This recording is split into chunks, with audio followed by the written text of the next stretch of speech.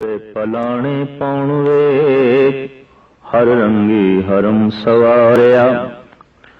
कोठे मंडप माड़ियां लाए बैठे कर पासारिया। चीज करन मन भाव दे हर बुझन नाई हारिया। कर फुरमाए सिखाया वेख महलत मरणू विसारिया। जर आई जो बन हारिया, जर आई जो बन हारिया। आसा दीवार दी 17वीं पौड़ी, जिहदे च साहिब श्री गुरु नानक देव जी महाराज ने उस मूल नशे का जिक्र किया है जिस दे च मनुख सच नूं भुल जांदा है, प्रभु नूं भुल जांदा है। एक नशा शराब, अफीम, भंग, चरस, सुल्फा, गांजा इत्यादि। ये नशा किधरे चढ़ जाए तो मनुख अपना नाम भुल जाता है, अपना बाहर का घर भुल जाता है। लेकिन जोबन का नशा, धन का नशा, प्रभुता का नशा ऐसा नशा है जिहदे च मनुख सच का घर भुल जाता है, प्रभु का घर भुल जाता है। उस मूल नशे का साहिब श्री गुरु नानक देव जी महाराज ने जिक्र किया है और मनुख दियां कुछ बुनियादी कमजोरियां दा। मनुख का सारा जीवन जिन्हां वस्तुओं की खातर दाह ते लग जाता है, उहने ए तुरे पलाने पाउण वेग हर रंगी हरम सवारिया। पुराना जमाना असवारी का साधन सी घोड़े, और जिस दे अस्तबल विच इराकी घोड़े बने होवन, खूबसूरत और हवा नाल गल करन वाले, ऐसे घर की समाजिक तल ते बड़ी शोभा सी, बड़ी गल सी। महाराज कहते ने घोड़े ऐसे होवन कि पवन दे समान चलन, और ऊपर सोने दियां काठियां पईयां होवन। सिर्फ इतना ही नहीं, हर रंगी हरम सवारिया, हर तरह दे रंग दे नाल हरम नूं सवारिया गया। घर नूं सवारिया जाए, शिंगारिया जाए, जिस दे विच कि ए रहिंदा है। कोठे मंडप माड़ियां लाए बैठे कर पासारिया। बड़ा लंबा चौड़ा पसारा, कितना वड्डा पसारा, बड़े वड्डे वड्डे महल, कोठे, माड़ियां और होर बहु प्रकार दे लंबे पसारे। चीज करन मन भाव दे हर बुझन नाही हारिया। जो मन चाहता है उस चीज नूं वरतना है, खाना है, हंडाना है, की जो मन भावदा है। पर साहिब कहते हर बुझन नाही हारिया। इस तरह के बंदे हरि नूं बुझदे नहीं, हरि नूं समझदे नहीं, हार जांदे ने जीवन दी बाजी। जीवन मिलिया से जितन लई हार जांदे ने, जीवन गवा छड़दे ने। लेकिन देखण दे चाया तृप्ति नसीब नहीं होंदी। तृप्त मनुख ही जीवन जेतु है, और तृष्णालु मनुख ही जीवन दी बाजी हार जांदा है। यही कारण है कि धर्म दा मूल गुण भी संतोख ही मन लिया गया है। विचारवान दार्शनिक लोग अधर्म दा मूल अवगुण बुनियाद दस दिन असंतुष्टि ते धर्म दा मूल संतुष्ट संतोख। असंतुष्टियां तीन तरह दी आउंदियां ने। दो दा संबंध संसार नाल है ते दो दा संबंध परमार्थ नाल है। जिहड़ियां संसारिक असंतुष्टियां ने उहने ए परिवारिक असंतुष्टि, व्यवहारिक असंतुष्टि ਤੇ ਤੀਸਰੀ ਜਿਹੜੀ ਪਰਮਾਰਥਿਕ ਅਸੰਤੁਸ਼ਟੀ ਹੈ ਉਹਨੂੰ ਕਹਿੰਦੇ ਨੇ ਵਿਅਕਤੀਗਤ ਅਸੰਤੁਸ਼ਟੀ। बस होर कोई असंतुष्टि है ही नहीं। अगर कोई मनुख असंतुष्ट है तो परिवारिक तल ते असंतुष्ट होएगा या व्यवहारिक तल ते असंतुष्ट होवेगा या फिर व्यक्तिगत अपने आप विच असंतुष्ट होवेगा। परिवारिक असंतुष्टि ये व्यापक है, क्योंकि मनुख ये सोचता है जैसे मेरे बच्चे होने चाहिए सन वैसे नहीं है, जैसे मेरे मां बाप होने चाहिए सन वैसे नहीं है,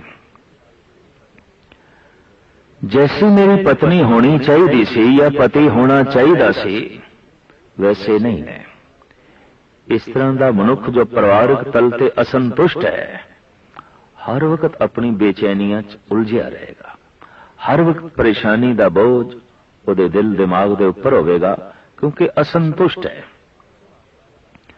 और ये परिवारिक असंतुष्टि कलेश का बायस बनती है। गृह कलेश ते घर का कलेश, घर का दुख कितना वड्डा है।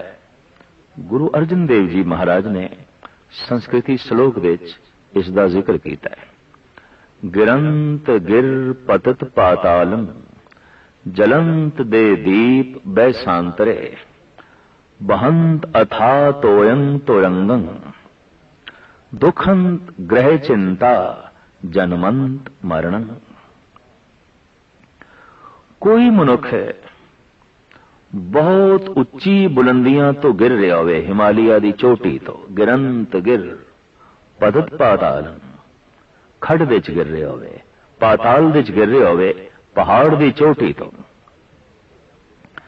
जलंत दे दीप बैसांतरे ज्वालामुख दी अग दे विच जल रहा होवे, सड़ रहा होवे, शोले बल दी अग ओदे च जल रहा होवे, या फिर अथाह सागर दीयां लहरां विच गोते खा रहे होवे, डुब रहे होवे।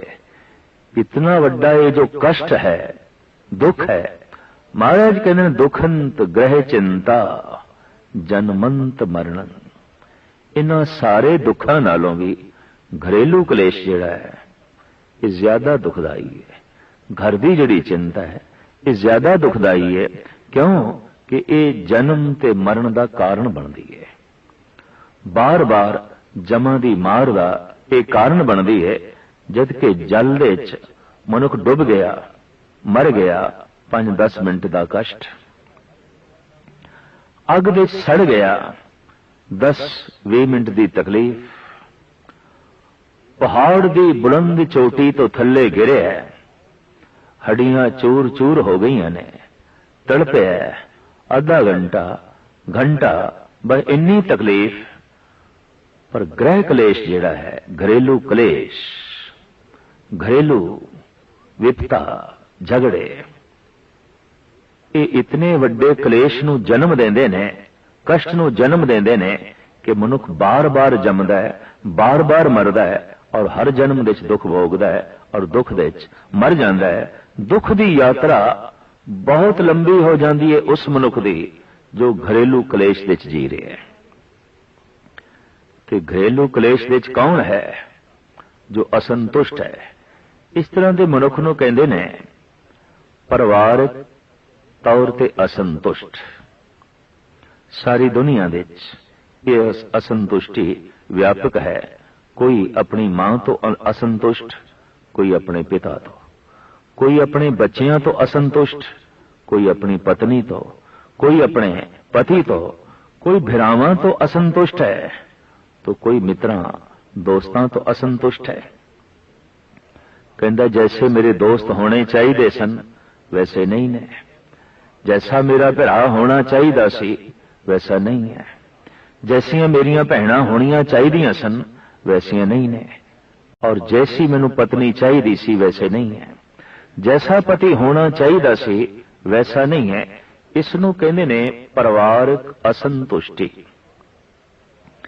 जो परिवारक तल ते असंतुष्ट है, अपनियां असंतुष्टियां च उलझिया रहेगा, फसिया रहेगा और रोज रोज ये असंतुष्टि अपना वजन वधाएगी, अपना भार वधाएगी और मनुख इसे बोझ दे थले दब के रह जाएगा, फंस के रह जाएगा।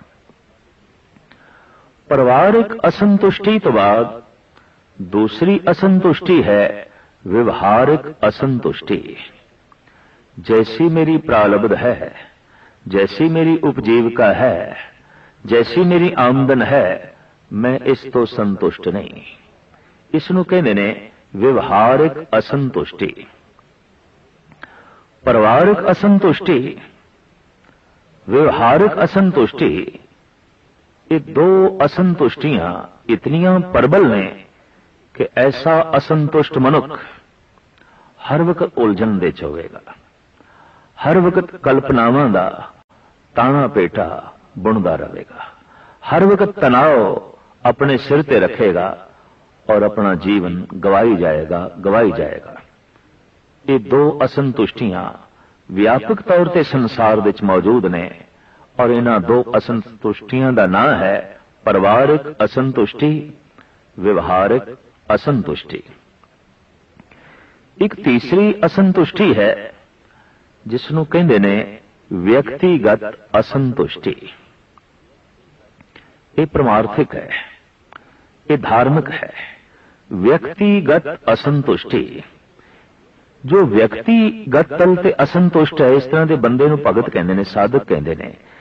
ये परिवारक तल ते संतुष्ट है, कहंदा जैसा मेरा परिवार है ठीक है, जैसे मां बाप ने ठीक ने, जैसे बहन ते भरा ने बिल्कुल ठीक ने, जैसी पत्नी है, जैसा पति है, ये तो ठीक ने, और जैसी मेरी प्रारब्ध है ये भी ठीक है, पर जैसा मैं हां मैं ठीक नहीं। ये अपने आप दे असंतुष्ट होंदा है, कहंदा हे प्रभु बाकी ते सब कुछ ठीक है, मेरा परिवार ठीक, मेरी उपजीविका भी ठीक, प्रारब्ध भी ठीक, पर की करा हे प्रभु मैं ठीक नहीं। तो ये तीन तरह दियां असंतुष्टियां ने, परिवारिक असंतुष्टि, व्यवहारिक असंतुष्टि, व्यक्तिगत असंतुष्टि। अक्सर देखा गया है कि दो ही असंतुष्टियां दे सारा संसार घूम रहा है, परिवारिक असंतुष्टि और व्यवहारिक असंतुष्टि।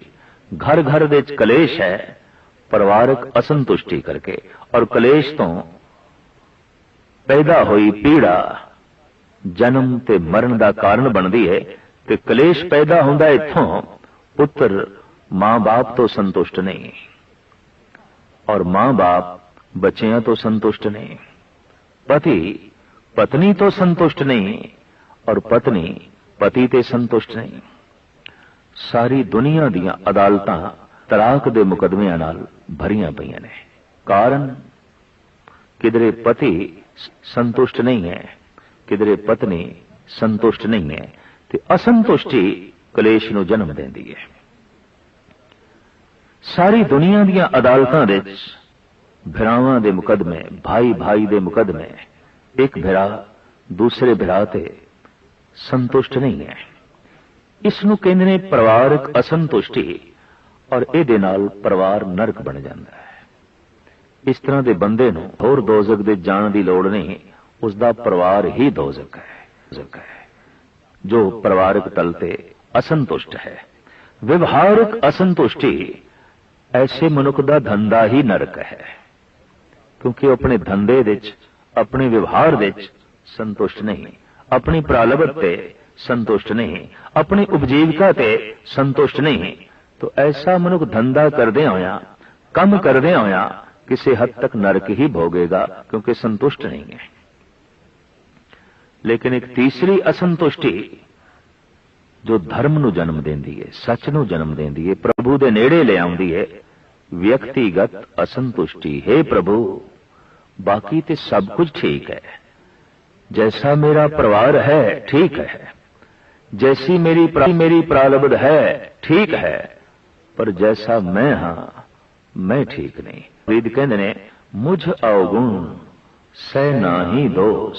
हे प्रभु तेरे ते कोई दोष नहीं, जे तेरी कृपा तेरी बख्शिश दा मैं अजे तक पात्र नहीं बन सकिया, तेरे तो अजे तक मैनू जे आनंद दी प्राप्ति नहीं हो सकी तो कमी मेरे विच है, दोष मेरे विच है। मुझ अवगुण सह नाही दोष। ये जिहड़ी व्यक्तिगत असंतुष्टि है, इस दे च मनुख इस ढंग की साधना करता है कि अपने आप को महान बनांदा है, पात्र बनांदा है, ते जिस दिन पात्रता बन जाती है उस दिन परम आनंद की प्राप्ति हो जाती है। जो व्यवहारिक ते परिवारिक असंतुष्टि च फसिया होया है, वो बहुत कुछ भी बना लवे ते बहुत कुछ भी प्राप्त कर लवे।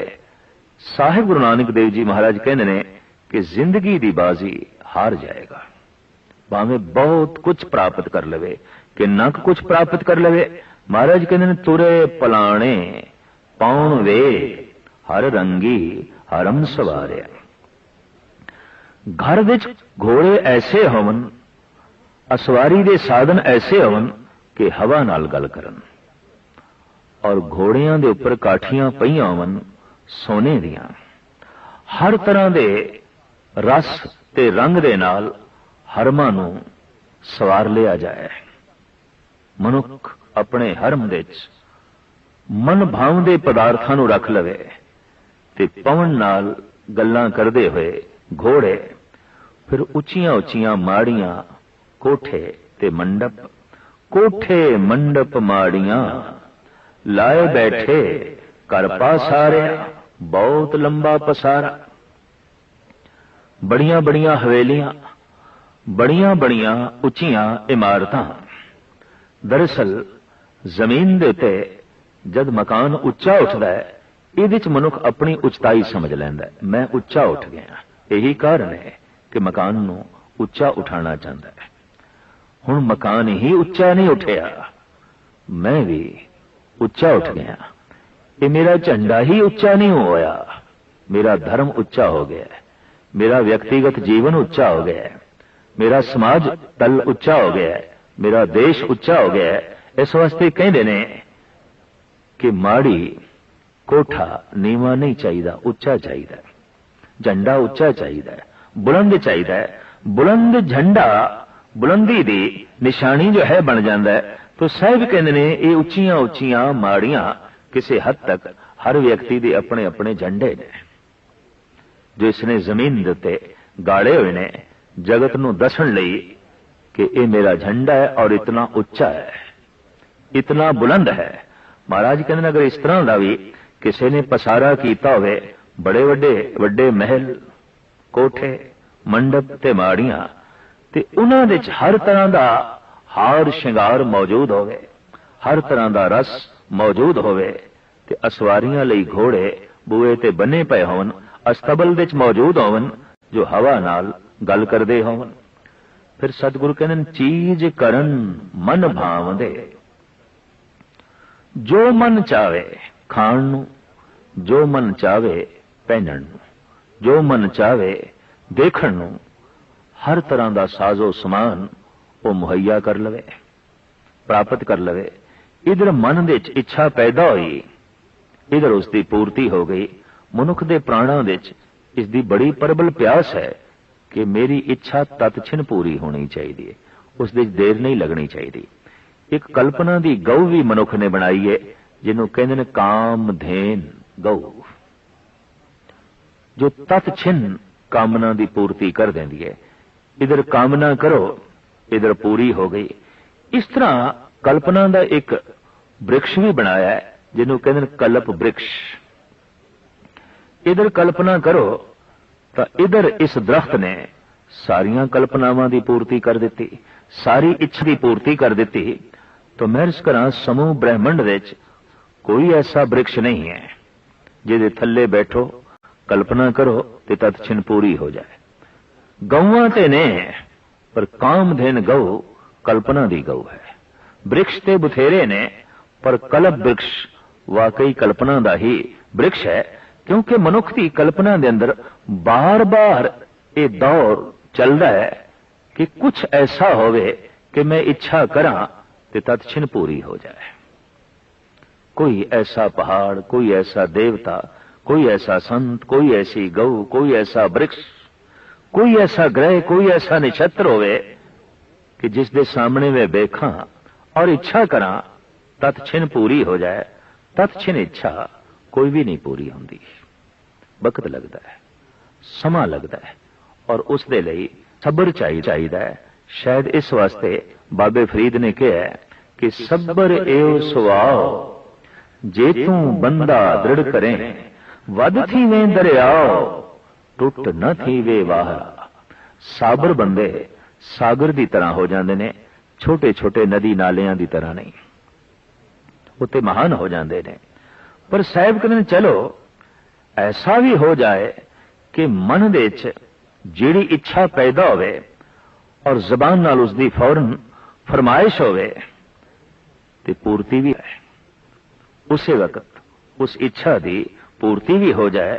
चीज करन मन भाव दे हर बुझन नाही हारिया। अगर इस तरह का कोई फसिया होया मनुख है महल माड़ियां दे तरह तरह के हरमां दे, महाराज कहते उसनूं हरी की सूझ नहीं आती, हरी की समझ नहीं आती, ते इहदे नाल की होंदा है, वो अपना जीवन हार जाता है। एक जुआरी धन हारदा है, कोई संपदा हारदा है, कोई अपने कपड़े हारदा है, कोई गहने हार देंदा है। इतिहास विच ऐसा भी जिक्र है कि कोई अपनी स्त्री हार देंदा सी जुए दे च, पर यह तो बहुत बड़ा बदकिस्मत है, ये तो अपने आप नूं हार के चले है। भगत कबीर कहंदे ने चले जुआरी दोए हथ झाड़, ये दोवें हथ झाड़ के जुआरी जा रहा है। ये चार कंधियां ते कौन जा रहा है? ये मरगढ़ घाड़ की तरफ कौन जा रहा है? ये ओ जुआरी जो जीवन हार गया है, जिंदगी हार गया है। जेतू ते ओ है कि जिन्हों परम जिंदगी मिल जाए जिहदे च मौत ना होवे, पर ये हार के जा रहा है, इनू परम जिंदगी नहीं मिली, इनू परम जीवन नहीं मिलिया, ये हार के जा रहा है। चले जुआरी दोए हथ जार। तो साहब कहंदे ने चीज करन मन भाव दे हर बुझन नाही हारिया। कर फरमाइश खाया वेख महलत मरण विसारिया। महलत महलात नूं वेख के, अपना लंबा चौड़ा पसारा वेख के, ते तरह तरह की फरमाइश की पूर्ति वेख के मौत भुल गई। जन्म चेते रहा, जीवन चेते रहा, मरण भुल गया। धर्म का जन्म मौत के चिंतन तो है, काल के चिंतन तो ही अकाल का जन्म है। जद कोई काल का चिंतन करता है, मौत का चिंतन करता है, तो ऐसा होता है कि उसनों वो जीवन प्राप्त हो जाता है जिहदे च मौत नहीं। आखिर ऐसी की खूबी है मौत के चिंतन दे च, क्योंकि जिसनों अपनी मौत चेते है वो किसी नाल छल नहीं कर सकेगा, कपट नहीं कर सकेगा, किसी से जबर नहीं कर सकेगा, किसी नाल धोखा नहीं कर सकेगा, किसी नाल झूठ नहीं बोल सकेगा, और किसी का कुछ हथिया नहीं सकेगा। अगर हथियाया इसने और इस दे च उसनों पूर्ण तौर पे सफलता मिली है, तो समझ लेना इसनों मौत चेते नहीं, जीवन चेते है, जन्म चेते है। ऐसे मनुख की दृष्टि अपने आप दे च नहीं होंदी जो असंतुष्ट है, उहदी दृष्टि पराए घर दे च होंदी है। और यही आचरण तो गिरी हुई गल गुरु ग्रंथ साहब जी महाराज ने मन ली है कि लोभाद दृष्ट पर ग्रहण जद विद आचरण। अगर दृष्टि प्राय तन ते जो है टिक गई है तो दृष्टि दुराचारी हो गई। अगर दृष्टि प्राय धन ते टिक गई तो दृष्टि ते चोर हो गई। जिसदी दृष्ट चोर हो गई, जिसदी दृष्ट यार हो गई, उन्होंने हत्थां पैरां नाल भी चोरी करदियां देर नहीं लगेगी। उहदे हथ पैर जिस्म भी दुराचारी होंदियां कोई देर नहीं लाएगा, क्योंकि दृष्टि ते दुराचारी हो गई। इस वास्ते गुरु नानक देव जी महाराज कहते ने, महान है ओ मनुख के दृष्ट बिकारी बंधन बांधे हौं तां के बल जाई। जो अपनी दृष्टि नूं बंधन पावे, पराए तन ते ना टिके, पराए धन ते ना टिके, पर अंदर असंतुष्टि है तो ऐसे मनुख की दृष्टि पराए धन ते ही टिकेगी, अपने धन ते टिक नहीं सकती, क्योंकि अपने धन दे चो संतुष्ट नहीं है। तो दृष्टि चली गई है पराए धन ते। अपने परिवार, अपनी पत्नी ये संतुष्ट नहीं है, तो दृष्टि चली गई है पर नारी थे। तो दृष्टि ते दुराचारी हो गई, दृष्टि ते चोर हो गई। चारों पासे चोर दृष्टियां ही घूम रही ने, दुराचारी दृष्टियां ही घूम रही ने। जगत दा वातावरण बहुत मैला, क्योंकि हथ पैरों की इतनी लंबी पहुंच नहीं जितनी दृष्टि की पहुंच है। अखां बहुत दूर तक वेखदियां ने, हाथ इतनी दूर तक नहीं जा सकते, पैर इतनी छेती इतनी दूर तक नहीं जा सकते जितनी दूर तक और जितनी जल्दी दृष्टि चली जाती है। पर दृष्टि दुराचारी होवे, दृष्टि चोर होवे, क्योंकि जिस दे अंदर असंतुष्टि है उहदी दृष्टि बार बार दूसरियां दे तन ते टिकेगी। जिस दे अंदर असंतुष्टि है उहदी दृष्टि बार बार दूजियां दे धन ते टिकेगी, और जे दूजियां दे धन ते टिकी है तो दूजे दा धन खतरे दे च है, दूजे दे तन ते टिकी है तो दूजे दी असमत खतरे दे च है। असंतुष्ट मनुखां करके ही संसार दे च किसी दी असमत खतरे दे च है, किसी दी धन संपदा खतरे दे च है।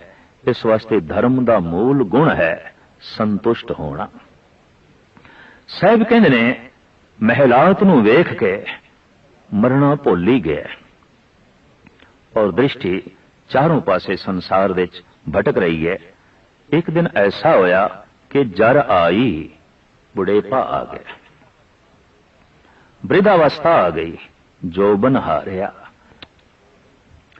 जर आई जोबन हारिया, जर बुढ़ेपा आया है, इन्हें जवानी नूं हरा दिता है।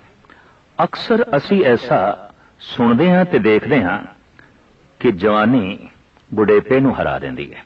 अगर एक बुढ़ा एक जवान तो लड़न तो स्पष्ट है जवान जीत जाएगा, बुढ़ा हार जाएगा। एक बुढ़ा होवे एक जवान होवे, जवानी जीतेगी। एक बुढ़ा दौड़ लावे एक जवान दौड़े, बुढ़ा रह जाएगा पीछे, जवान अगे निकल जाएगा।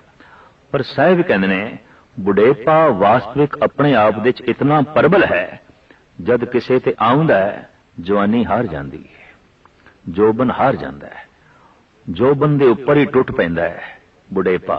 व्यक्तिगत तल ते जद बुढ़ेपा आउंदा है, जर अवस्था आउंदी है, जवानी रुखसत हो जाती है, जवानी नूं मिटा के रख देंदा है।